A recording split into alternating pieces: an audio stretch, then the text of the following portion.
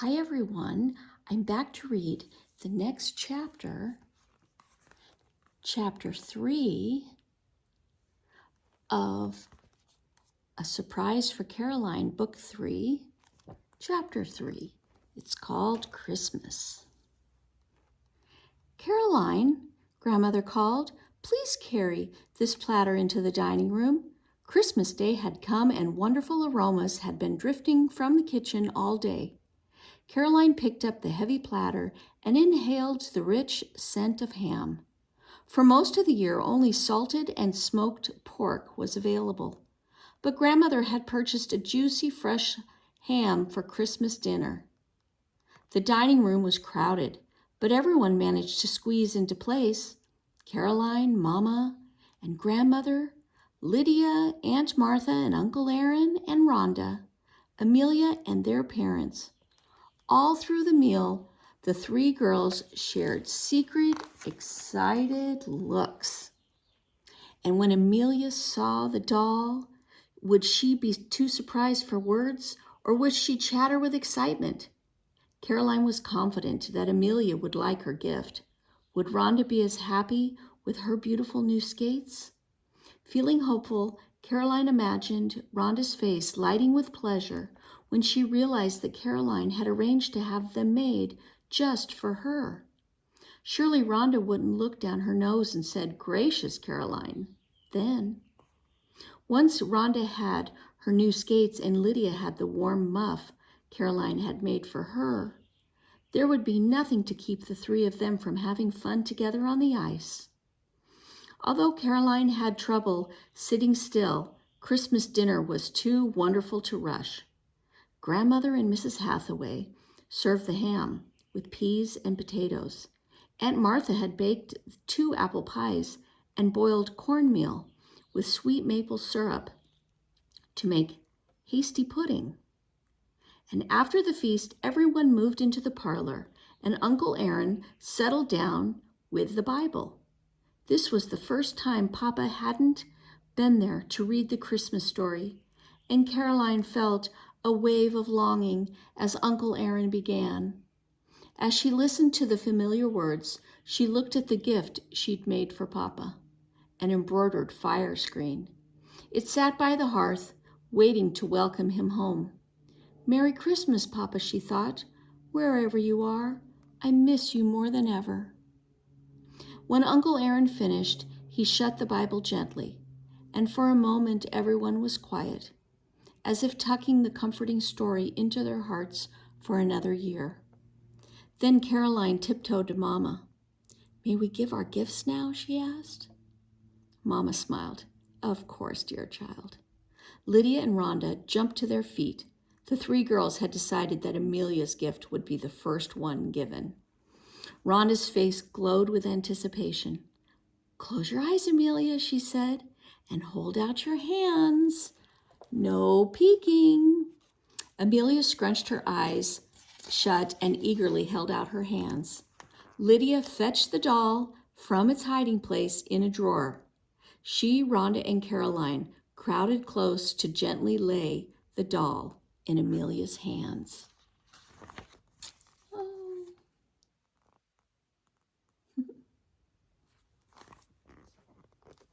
Amelia's eyes flew open. "Oh," she gasped. She stared at the doll as if she had never seen one before. "Happy Christmas," Caroline said. Amelia didn't move, keeping the doll balanced on her paws. "She's for me?" she asked. Lydia laughed, clearly delighted by Amelia's wonderment. "She is," she assured the little girl. "The 3 of us made her just for you." Slowly, gently, Amelia cradled the doll close. "She's beautiful." "You must be careful with her," Rhonda added. "I will," Amelia promised. "Thank you." She put the doll down long enough to give each of the older girls a hug. And when Caroline felt Amelia's arm squeeze her around the waist, her heart almost overflowed. She'd never seen Amelia so happy. The glance she shared with Lydia and Rhonda was full of satisfaction. "We did that," Caroline thought. "With a good idea and a few scraps of cloth and yarn, We made Amelia happy." Then Amelia ran around the room, showing her new doll to the adults. "You girls did a lovely job," Mama said. Mrs. Hathaway nodded. "You did indeed." She agreed, even dyeing the yarn the pretty shade of brown to make the hair. Rhonda shared a secret smile with Caroline and Lydia. Brown, better brown than purple," she whispered. Caroline tried not to giggle, but she couldn't help it. Lydia elbowed her, which was her cousin's way of saying, "Stop it, don't make me laugh too." "Be polite, girls," Grandmother said, but her eyes were twinkling. Amelia cradled her doll while more gifts were presented. Lydia sighed with delight when she saw her new muff. "Oh, it's so soft and warm," she told Caroline. "Thank you." Caroline took a deep breath. "I hope Rhonda is as happy with her gift as Amelia and Lydia are with theirs," she thought. She felt tingly inside, half nervous and half excited. "I have a gift for you as well," Caroline told Rhonda. "Close your eyes." Caroline fetched the skates from their hiding place and set them in Rhonda's lap. Rhonda opened her eyes. She stared at the skates. "Hosea and Joseph made them," Caroline told her. "They're just the right size for you. Aren't they beautiful?" Rhonda nodded. "I know you didn't enjoy skating when you tried it before," Caroline added quickly, "but I think I can help you from falling." "Thank you," Rhonda said finally, and that was all. Caroline felt her heart slide toward her toes. And as the evening went by, Caroline received gifts of embroidery silk, a new needle case, and warm woolen stockings. And when she passed out the handkerchiefs she'd made, the adults all praised her handiwork. "I was in sore need of a new handkerchief," Uncle Aaron declared. Rhonda, however, wouldn't meet her gaze at all. And when Caroline looked at Lydia, her cousin quickly glanced away, as if embarrassed for her. Caroline blinked, trying not to cry. Christmas was ruined. That night, Caroline lay in bed, listening to the older girls whisper from their cornhusk mattresses on the floor nearby. "Perhaps I should forget about having fun with them," Caroline thought miserably. She wished she'd explained her tow rope plan when she presented the skates. Surely that would have put Rhonda's fears to rest. But Rhonda loved the new skates but didn't show it because she was still afraid of falling. As Caroline finally drifted off to sleep, she knew what she needed to do. The morning after Christmas dawned clear and cold, and after breakfast, Caroline found Lydia and Rhonda in the parlor. Mama has excused us from lessons today," Caroline began, "and it's a perfect morning for skating." She quickly explained her plan. "You want to tow me over the ice?" Rhonda asked. "I don't think that will keep me from falling." "No, wait," Lydia said thoughtfully. "It might work." Caroline gave her cousin a grateful smile before turning back to Rhonda. "Getting started is the hardest part of learning to skate," she told her. "Getting a tow will help you build up speed." Rhonda twisted her fingers together. "I don't know," she said. "Skating really is a lot of fun," Lydia told Rhonda. "With a little practice, you'll glide over the ice." "Please, Rhonda?" Caroline asked. "Will you give skating one more try?" "Oh, very well," Rhonda said reluctantly. "I'll try." The girls, dressed in their warmest clothes, gathered up their skates and walked to the harbor. Lots of other people were already skating on the frozen lake, some hesitant, others with great speed and grace. A few skated near the Navy ships, but Caroline didn't want to go there. Sailors had chopped trenches in the ice around their ships so that the spies or enemy soldiers couldn't walk across the frozen lake and sneak aboard. "We shouldn't take Rhonda anywhere near open water," she thought. "Let's go over there," she said, pointing to an area that was well away from the ships and most of the other skaters. "Are you sure the ice is safe?" Rhonda asked. "Yes," Caroline said firmly. "Bad ice looks dark. Thin ice has a nice white color, like this, see? Then she pointed toward a man and woman using a sled nearby. The man was skating and pushing his sweetheart along while she sat on the sled. That sled is a lot heavier than we are, and the ice is holding them up, she added.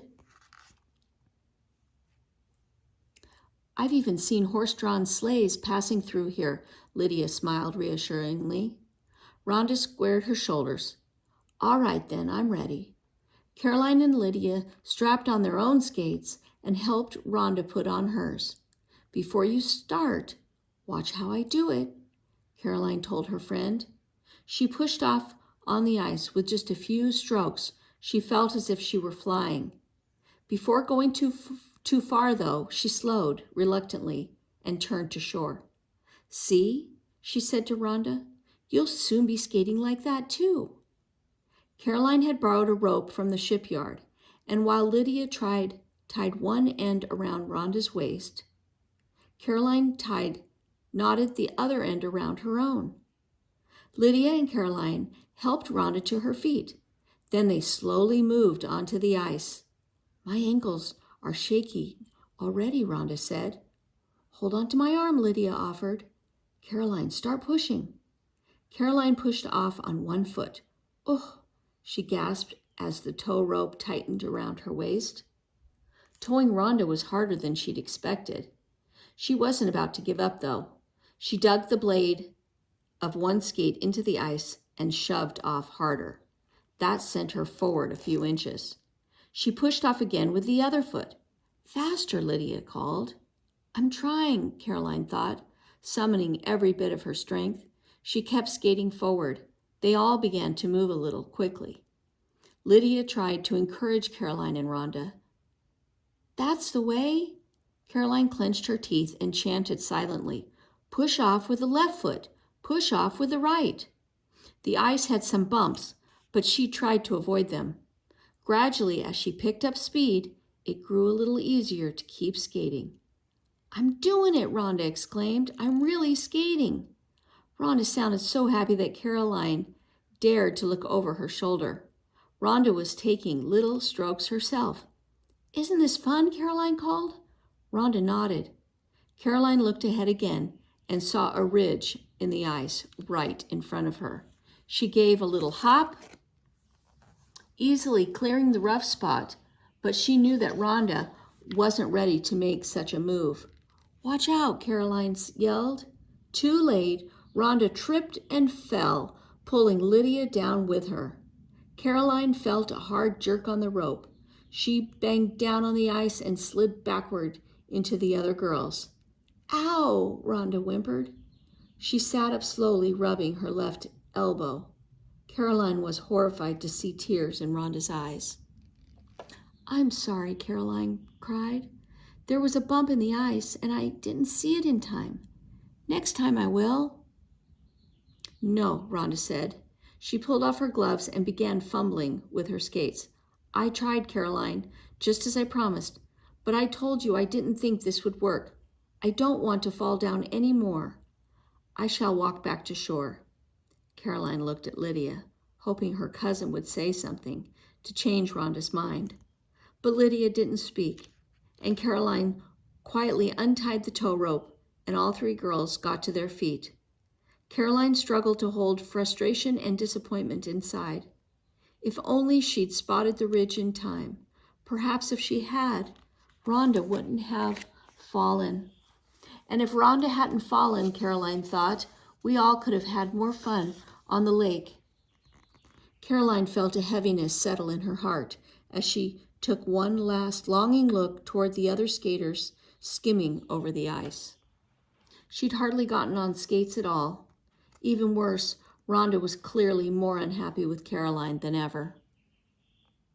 When Caroline entered her bedchamber that evening, she found Rhonda and Lydia in their nightgowns, brushing their hair. Caroline tried not to look at the beautiful skates she'd given Rhonda, which had been dropped in a corner. A fierce wind seemed determined to sneak in around the window panes. Brr, I'm going to sleep in my shawl tonight, Lydia said. She wrapped her woolen shawl around her shoulders and quickly slid beneath her blankets. Rhonda did the same thing, and once she was settled, she pulled her blankets up to her chin. "I wish it were spring," she said. Caroline, busy undressing, didn't answer. If Rhonda was going to be unhappy until spring came, she'd be unhappy for a long time. "It's so nice to be outside in warm weather," Rhonda continued. Her voice sounded dreamy, and she closed her eyes, as if imagining herself into a fine spring day. "Back in Albany, my friends and I had tea parties outside, or we went to the green for hoop races." "That sounds lovely," Lydia said wistfully. "I like racing hoops, too," Caroline said. She blew out the lamp and slid into bed. "Last year we had hoop races in the village on Independence Day. It had been great fun to roll big wooden hoops over the grass while little children practiced nearby." Suddenly, Caroline sat up as a new idea popped into her head. "We don't have to wait until spring to race hoops. We could race hoops on the snow." "Oh, Caroline," Lydia said, in that "I'm older and smarter than you" tone that Caroline particularly disliked. "Hoops would just sink in the snow." "Today's sunshine made the snow melt a little," Caroline pointed out, "so there will be a glaze of ice over everything tomorrow. I know a hill just outside of town that would be perfect for hoop races." "But we don't have hoops," Rhonda said. "We can borrow some from the shipyard," Caroline promised. "I've seen spare wheel rims in the blacksmith shop. So what do you think?" She held her breath, hoping that Rhonda and Lydia wouldn't dismiss this idea too. "I think we should try it," Lydia agreed. Her voice had lost its bossy tone. She sounded excited. Caroline waited for Rhonda to respond. "Yes, that does sound like fun," Rhonda said finally. "And I won't have to worry about falling down." Caroline struggled back under the covers. She could hardly wait for morning. Okay, and that is the end of Chapter 3, A Surprise for Caroline, Book 3. And next time, we will read Chapter 4.